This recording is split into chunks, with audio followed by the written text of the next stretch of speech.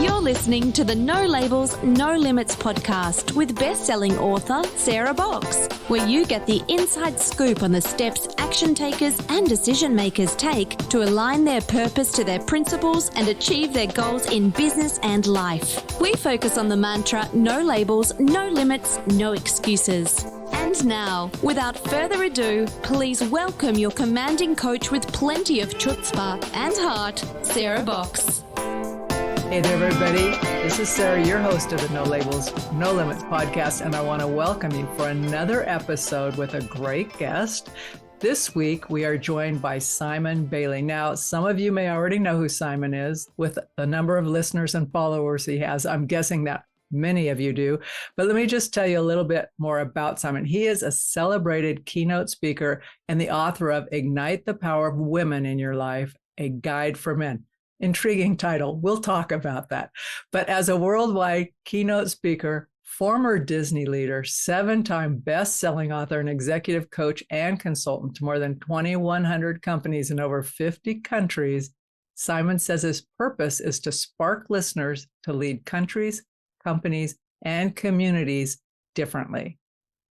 We want to know what differently looks like. Success Magazine names Simon as one of the top 25 people who can help you reach your business and life goals. So that's pretty high praise and not surprising for the man who launched a movement from a 3-minute video that went viral to over 90 million people. So with that short introduction, let's welcome today's guest, Simon Bailey. Hey there, Simon. Hey, Sarah. How are you? Good to be with you.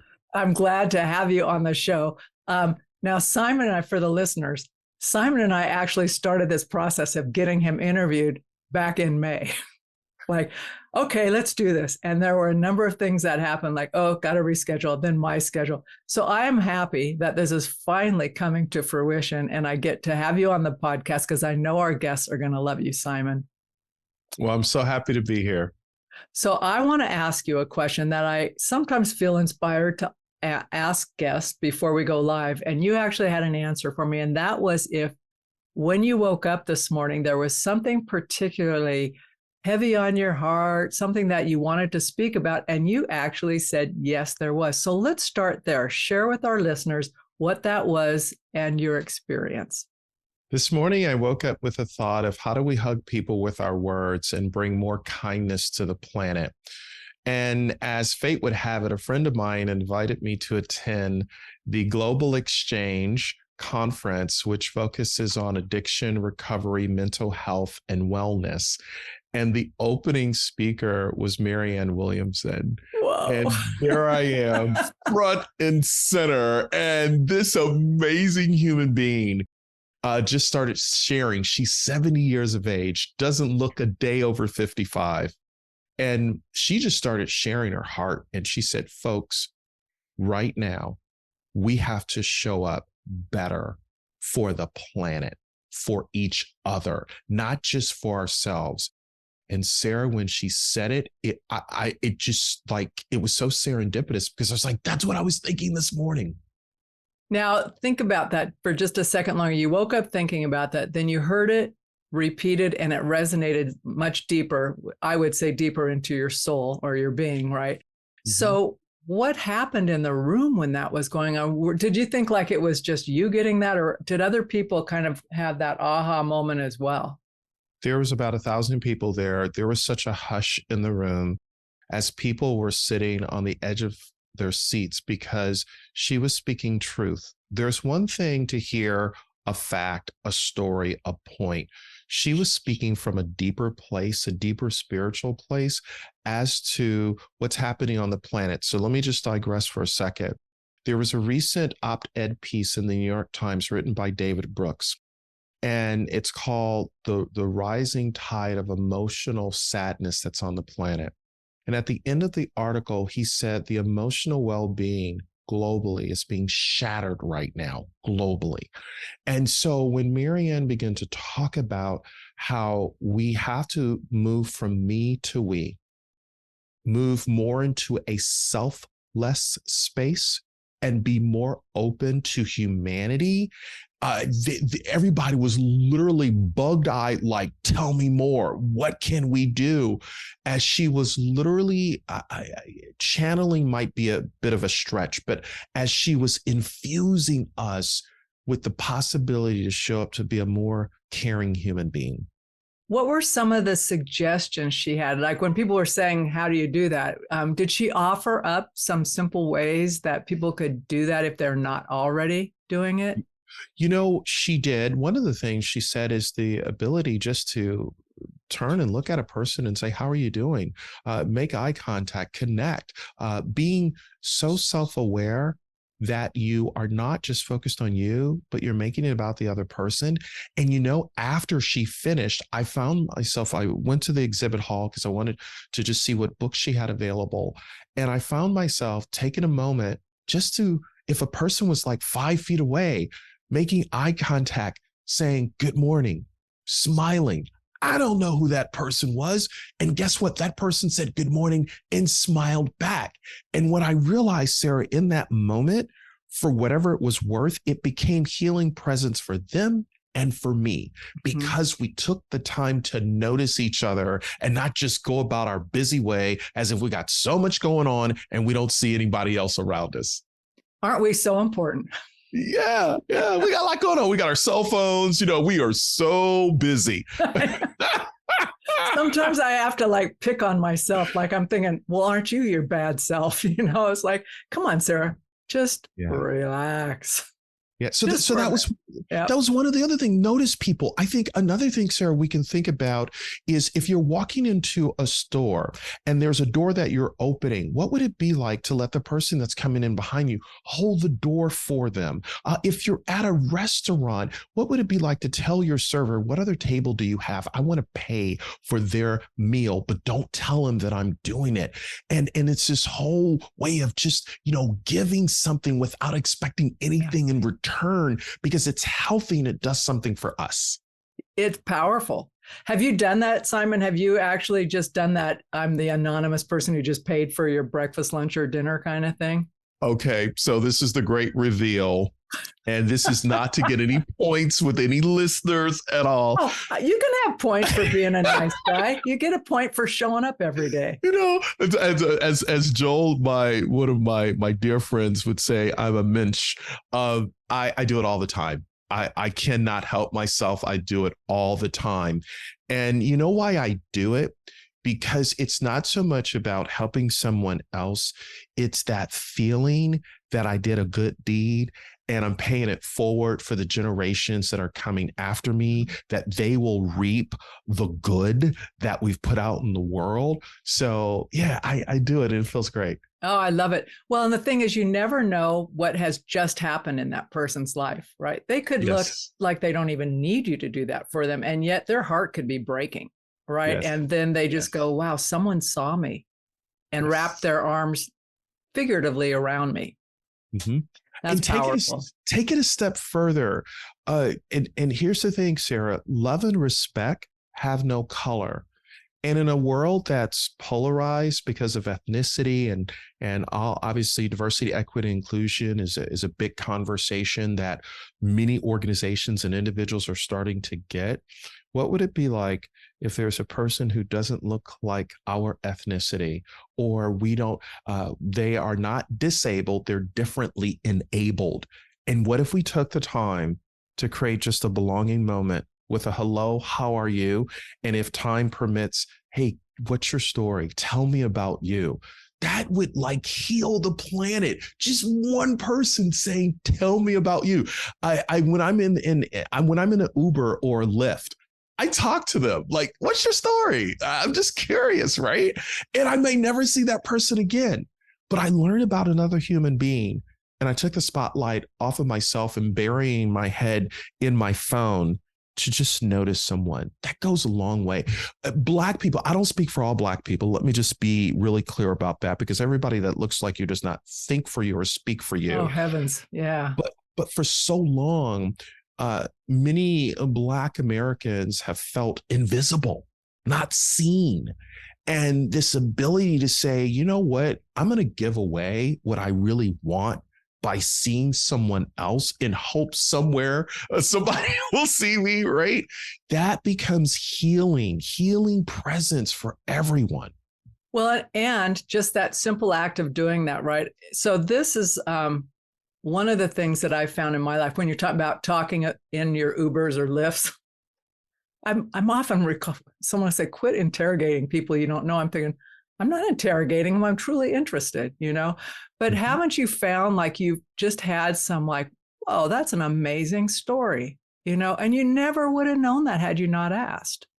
No, I recently was in Cleveland, Ohio, happened to talk to the driver, and he said to me, I moved here to town and somebody said I should start driving for Lyft as a way to learn about the city. And I was like, really? What a great way to learn about the city. I just thought that was great.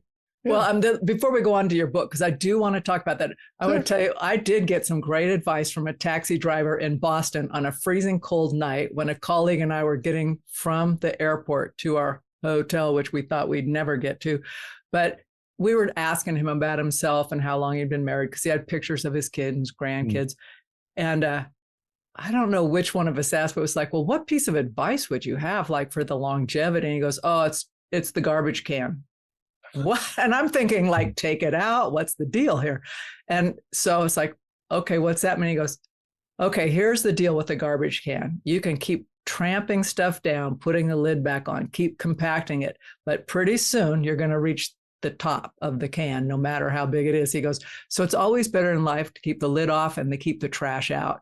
Just deal with stuff as it comes up, right? So, okay, there's a 30-minute piece of a drive with a little nugget in there so this has been at least 25 years since that conversation. And I still hear it. That's so good. That is so powerful. Yeah, it's pretty cool. So thanks for sharing your aha from this morning. Because I think those little pieces connect bigger in life. But it also makes me think about your book. So one thing you said when you were sharing that was like that self-awareness piece. And I wonder what your own journey to self-awareness, what the link in there has been to allow you to even conceive of and then write this book. So Madison, my daughter, came in my home office one day and she said, hi, Daddy. I said, hey, baby girl. And Sarah, I sensed she wanted to talk, but I was emotionally unavailable. She had sat down, waited for a few minutes, and I was getting ready for another trip. I was busy. And she said, Daddy, I see you're busy. I'll just come back later. And I said, okay. And it hit me on the plane the next day that I missed a moment to connect with my daughter because I was just emotionally clueless. So when I came back out of town, I said, Madison, you wanted to talk to me. And she said, Daddy, it's okay. I said, no, it's not okay. Because if I don't change my behavior, you're going to marry a joker just like me. And her mother said to me at the time, you give everybody the best of you, but you give us the rest of you. And I don't want the leftovers anymore. And what I recognize is that I had built a house, but lost a home. I was chasing money, but had no meaning. I was pursuing power, but had no purpose. I was going after status, the 6,000 square foot home and taking the kids to Hong Kong and Singapore for vacation and kids in private school. And it was all this external stuff. And then you go through a divorce after being married for 25 years. And I'm sitting in front of my divorce attorney. And she said, you need to go to therapy. Have I got a person you need to go see? And no guy wants to go and see a therapist named Anita that's been practicing for 40 years and has more degrees than a thermostat. And the first thing she says to me, Sarah, Anita the therapist, whatever you don't deal with will eventually deal with you. Hello, garbage can theory. There you go. Boom. Hello. Ooh, she called it. She did. And that's where my journey began. My journey to return back home to myself. And I was in my own way. I was emotionally unavailable to my daughter, her mother. I was modeling for my son, her brother, how to just not be there, right? Because I thought if I bought things and stuff, that would fill the void of them just having me and time. And because we were so far gone in the marriage coming to an end and we decided to separate and divorce, right? Anita said there's a lot of research out about fathers and daughters, but there's emerging research out about mothers and sons. And she said, you have been mama to death. And there's a conversation you need to have with your mother. And I was like, okay. So sure enough, and there was a wound.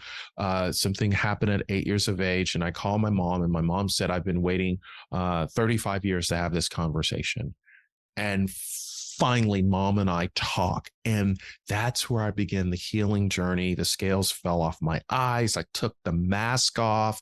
I stopped trying to be, I got it all together. Look at me. I'm so important. I work at Disney. Whatever. People don't care, right? And so I began the journey. I did the work, and I still go to therapy all these years later. I'm still doing my work. I'm flawed, perfectly imperfect, but that's the start of the journey. Well, I just want to say that's a really brave thing to do. Like, from your divorce attorney, you could have said, yeah, thanks. I'm paying you to get me divorced, not to heal me. But you didn't. I mean, what a brave thing to do, and to just go.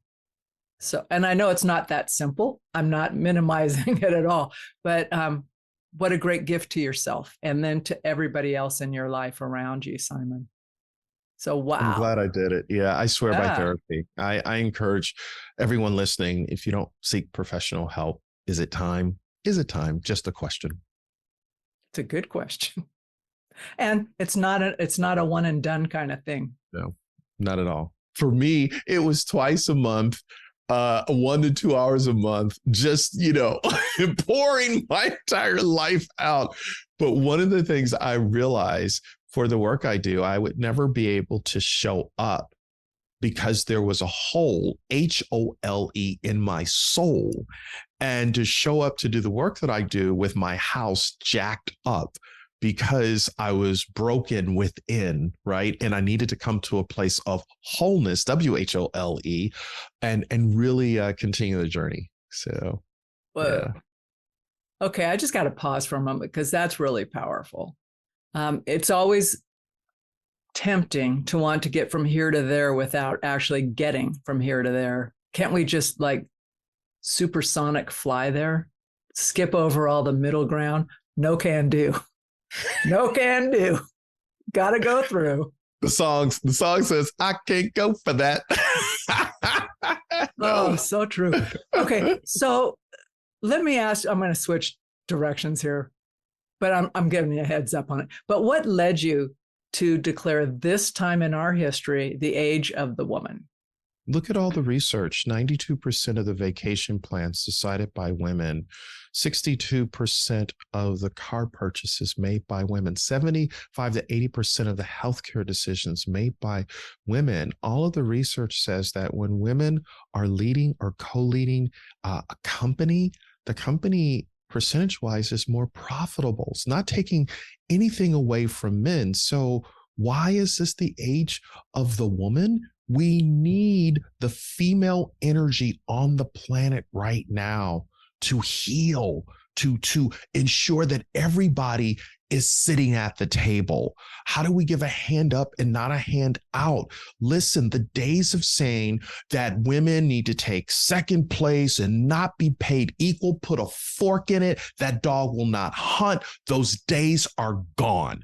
Any organization that's going to be worth its salt in the next decade, company, country, city, community, must do right by women, because women will problem solve differently. Men are very linear, A, B, C. Women have a 360-degree view of how to solve a problem. Women are lateral thinkers. They will come at things from an angle that we didn't even think about.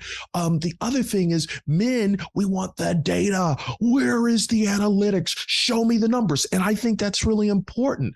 But women have been wired to have a sixth sense, an intuition, a feeling that's just how women are. And if we're not tapping it, and I'm sorry to get so emotional, I'm getting on my soapbox now. Hey, I'm okay. I'm going to follow you. I have things to ask you about that. So carry on.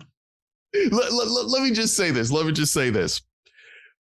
Brilliant women will multiply in a world that divides. Brilliant women will add to in a world that subtracts. That's why this is the age of the woman. Okay, so now let me ask you this. So for women, well, it's a two-part question, and I don't want to make it a leading question. So what have been, as you've been out doing this work and speaking to your various audiences, what have been the initial reactions from men? Am I playing towards women? Like, what is this? What's this all about? Right? I don't believe you. Are you blowing smoke? What gives you the right to talk about this? And so notice the subtitle, A Guide for Men. I'm not telling you. I'm saying, here's where I messed up. I'm 54. If you're under 54, I'm going to help you save about $100,000 and not go through a divorce.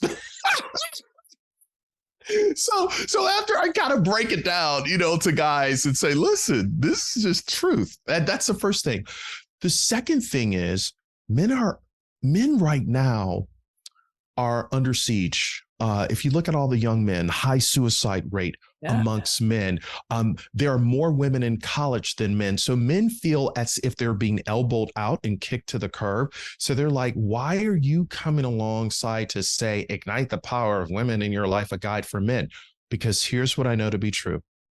Women don't need their power ignited. They need a man who's done their work and doing their work, who will show up and say, I am here to support you, to be the best person that I can be for you. And together, I know you're going to unlock my potential as a man so that I can be a better human being. I was just talking with a guy the other day, and he says, you look through history, any great man that was worth his salt, it was because of a woman that stood by his side and ensured that he became all that he possibly could be. And what I know to be true, you're looking at a man that has been to hell and back. And when I begin to understand, a woman doesn't tell you everything that you need to know. A woman will only tell a man what he can handle. And as he handles it, he matures and grows and develops. So yes, it's true. The hand that rocks the cradle rules the world. I'm just saying. So funny. I've never heard someone say that a woman will only tell you what you can handle, but it's true. Because I have my girl conversations, and it's like, not that much. That's too much. Not that much, right? So, and it's said in jest and in love, but there's a piece of that. It's like, that's overboard. You're going to lose them. It's just because there's a quick shorthand, I think, amongst women. Even when we don't agree, there's a shorthand that it's quick. But Simon, I also wanted, the part B to that question was not only what are the men saying, but what do you get from women when they hear that? What's their reaction when you're speaking with them? I have heard women tell me they have gotten more out of the book and more from what I say that helps them create better relationships with women. That's the first thing. And then I've had women say they have read the book to their husband and they have bought a copy for their husbands, and all the other men in their life, their brothers, their nephews, their sons. Because it's very practical and how to. So it's amazing. And we even got a call from a company out of Silicon Valley and said, do you have a program where we can take this book and bring it into our company? So we've created a whole 6-week course on Ignite the Power of Women in Business to help men understand how do we do this in a professional environment, not just personal, because obviously we have the 6-week personal course. So yeah, so good feedback from both men and women. That is really good feedback, and it's encouraging feedback, I would say. Yes. But for women who have gone through their professional lives having to adapt and act like, kind of leave their intuition side at home and show up as if, right? How have you gotten feedback from them? Yeah, so it depends on how long they've been in their career and their age, right? But for those who've been in their career for a long time, they're like, I'm good. I'm established. I've figured out how to play the game and win in the degree that I want to win. For women that are just starting up their career in, let's say, less than 10 years in the workplace, now they have a tool a mindset to know that, hey, I can find a man within the company that will sponsor me, be my champion, be my advocate. And it's a healthy, psychologically safe way to engage and move my career forward. So yeah, so they're being equipped with, here's what it looks like. And then for those men professionally, they're understanding, wait a minute, I need to celebrate her contribution, not poach her idea and make it sound like it's my own. Really, dude? Really? Are you kidding me? Like, that dog will not hunt, because women, they're coming for you. They are coming for you. Watch your back. I'm just kidding. Yeah. I'm not really vindictive, but I kind of like to make up stories like that because it scares people. It's like, oh, don't mess with her. She's vindictive. I never would carry it out, but I've got a good imagination. But Simon, thanks for answering that, because I think about that. It isn't just women have been pitted against women when there is limited management or leadership. Mm-hmm. And so that was part of what was driving my question. It's like, how does that get handled? Because I know sometimes the personalities that are more driven type personalities, right? And which would be quote unquote stereotypical, like male style in leadership, have been rewarded, and others who are super powerful, but maybe show up differently, they don't have a sponsor or whatever, get left behind or get judged differently. So that's kind of what kind of pulled that question for me from there. So you talk about your book having some how-tos and being very practical. Could you share a little bit of that with us? One of the things that I share in the book is the power of emotional honesty. Emotional honesty is saying, I don't know what I don't know, and I'm willing to put my truth on the table. And here's the reality. Women already know you don't know, but they're waiting for you to just put the truth on the table and say, I need your help. And that ability to be vulnerable doesn't make you less masculine. It makes you more stronger, because you're able to say, you know what, I'm emotionally honest enough to say, I've stood in my way long enough. Can you help me? Right. I think the other thing that I teach is the whole Caritas caring processes. And there's 4 practices that I introduce. I'm so grateful to Dr. Gene Watson, the scholar who created this. So number 1, forgiveness. When I forgive you, there is no record of wrong. And so one of my issues that I discovered is I had a need to be right. And if she did something wrong, I would blame her for everything, right? When in fact, it was really me. And I had to learn how to forgive her by starting with forgiving myself, right? And showing up. Forgiveness, I could spend an hour talking about forgiveness, but whoever's listening to us right now, is there a place in your relationship, personally or professionally, where you need to ask for forgiveness? And when I say ask for forgiveness, truly forget and move on. Like, don't hold on to it. You know, I'm gonna forgive, but I'm just gonna hold on to this little mental Post-it note. It's that forgive and forget, right? Yeah. I'll forgive, but I'm not gonna forget. Yeah, I'm not gonna forget. You did. If you say I'm gonna forgive, but I'm not gonna forget, you haven't forgiven. Correct. There's some irony for you. Because then after you forgive, then you learn how to surrender. And surrender is letting go of how the process is going to be. So for example, you meet someone and you come through door 1, they come through door 2, and together you find door 3 together, because you each have a history, but a half a man and a half a woman don't make a whole relationship. So how do I surrender to really discover who you are and who you're becoming? And then the third practice is gratitude. How do I find a way to celebrate something unique and special about you? And how do I call that out? How do I begin to identify why you should be cherished, not just loved? Anybody can say I love you, but when I say I cherish you, I'm going to put myself on the line. I'm willing to die for you when I cherish you, right? And then the fourth practice is human compassionate care. And human compassionate care is when you're connecting with your spouse, significant other, what's your tone? How are you listening? How do you move from selective hearing to authentic listening?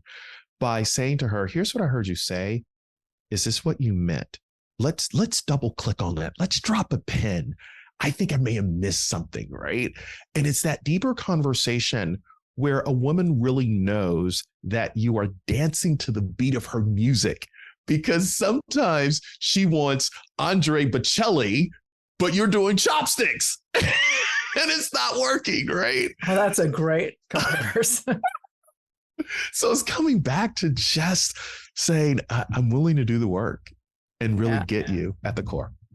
But if you don't get yourself, Simon, to your point of doing the work, it's harder to be willing to know someone. So if you won't offer compassion to yourself, forgiveness to yourself, it's really more difficult, in my humble personal experience, to extend it to others because you haven't given it to yourself. You cannot give what you don't have. You cannot be what you are not becoming. And it's difficult to do what you haven't done for yourself because you're doing it out of rote or routine, or you read it in a book, but you haven't owned it for yourself. And that's where I'm really inviting men to really think about, how do I show up better by just starting with you? One little micro step of self-love, right? Self-forgiveness. And then all the other practices begin to fall in line. Yeah. I just love the concept of your book and the humor, right, around the title. I do not think, because of what you just described about the contents, like the application and the lessons, that it necessarily is just for men, because I think us as women, regardless of how we're wired, have those same stories that go through our heads, right? And we can discount men just as easily because maybe we've been hurt or, passed over or whatever. So I will tell you, though, listening to you is so funny, not like haha, but curiously funny. Actually, both. But I think about my first bosses, quote unquote bosses, starting when I was like 13. They were all men, not surprisingly, but each one of them gave me a lesson. It's almost like a little key they gave me. And the very first one gave me the choice of how did I want to be paid? Could I be paid hourly or by the piece, right? And I'm thinking, I don't even get it, right? First of all, I'm underage. I'm illegal to be working. And, but it's small town, right? He's going to pay us, my girlfriend and I. And he says, well, I'll pay you by the hour. This is the job that needs done. Or you guys can just, I'll pay you by the piecemeal as long as it's done well, I'll pay you.